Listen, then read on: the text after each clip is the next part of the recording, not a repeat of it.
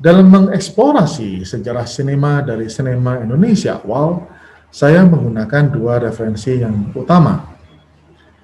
Yang pertama adalah sejarah film 1900 sampai 1950 yang dibuat oleh Misbah Yusabiran, bikin film di Tanah Jawa. Buku kedua adalah Shadows on the Silver Screen, A Social History of Indonesian Film oleh Salim Said yang dibuat tahun 1991. Dalam buku tersebut, Biran mengklaim bahwa budaya film dimulai ketika film pertama diputar tahun 1900 di Batavia atau Jakarta. Produksi film di Indonesia dimulai dengan pendirian rumah produksi pertama pada tahun 1905 dan perusahaan film pada tahun 1911. Perusahaan film ini memproduksi film dokumenter, di mana bioskop memutar film-film asing. Film pertama yang dibuat di Indonesia adalah Lutung Kasarung yang dibuat tahun 1926. Tapi sayangnya, film ini tidak mendapat perhatian penonton.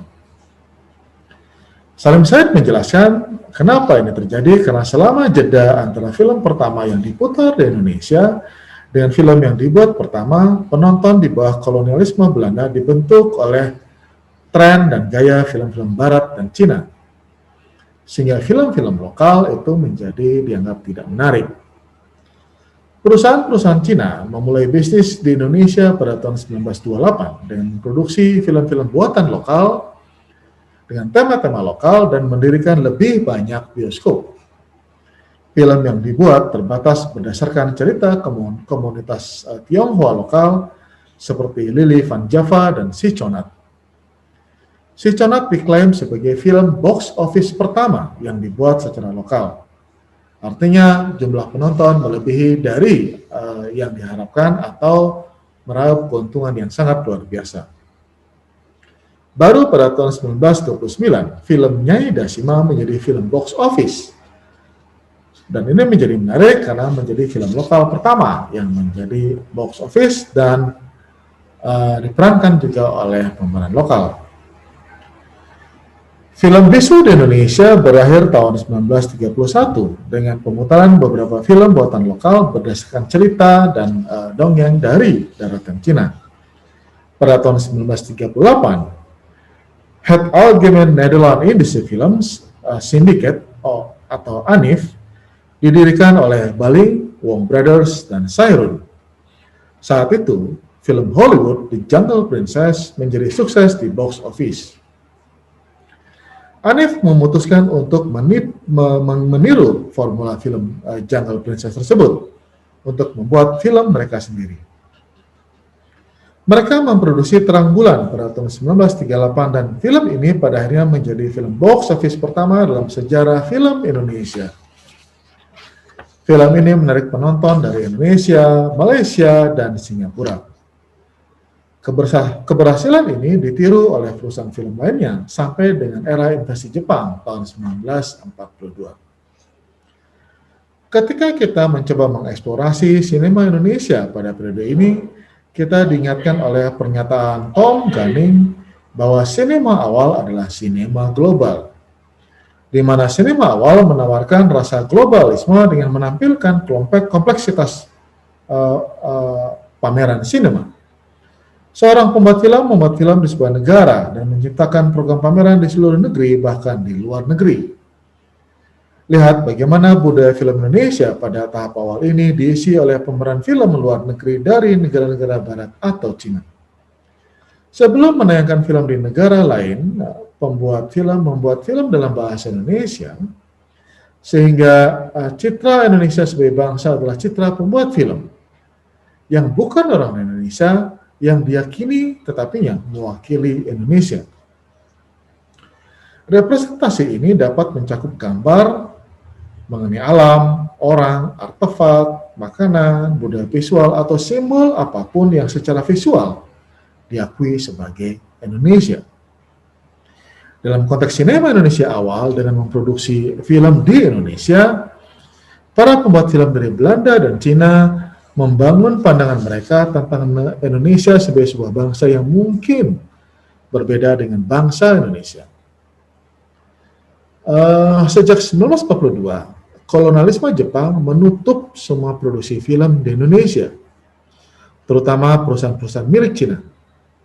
Pemerintah Jepang menyadari kekuatan audiovisual yang dapat dimiliki sebagai alat untuk propaganda perang, sehingga mereka mendirikan perusahaan film Nihon Eigasa untuk memproduksi film propaganda demi kepentingan pemerintah kolonial Jepang. Mereka memanfaatkan bekas studio ANIF dan mulai merekrut pribumi Indonesia untuk menjadi kru film.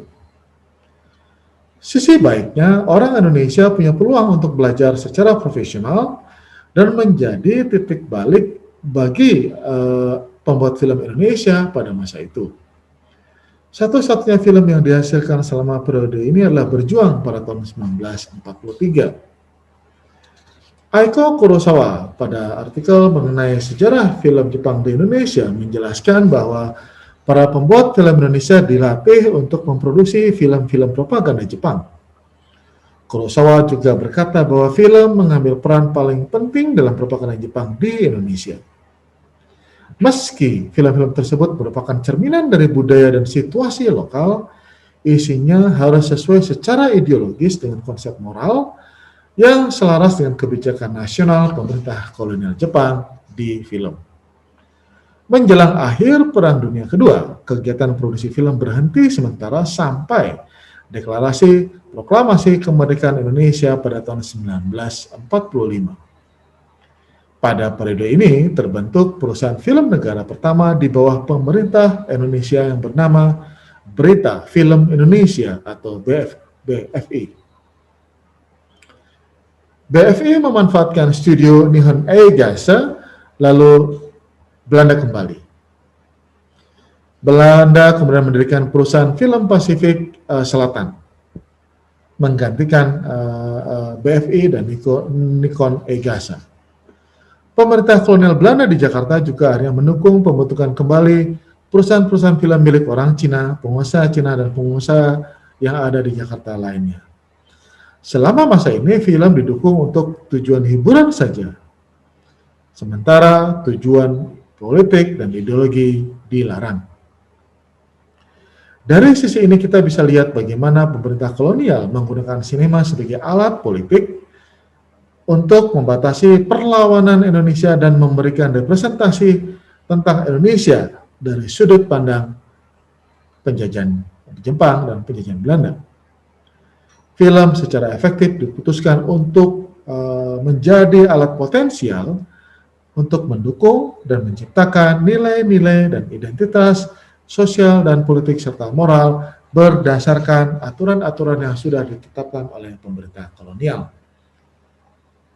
Sehingga Indonesia pada masa itu terrefleksi dalam sinema adalah Indonesia versi pemerintah Jepang dan versi pemerintah kolonial Belanda.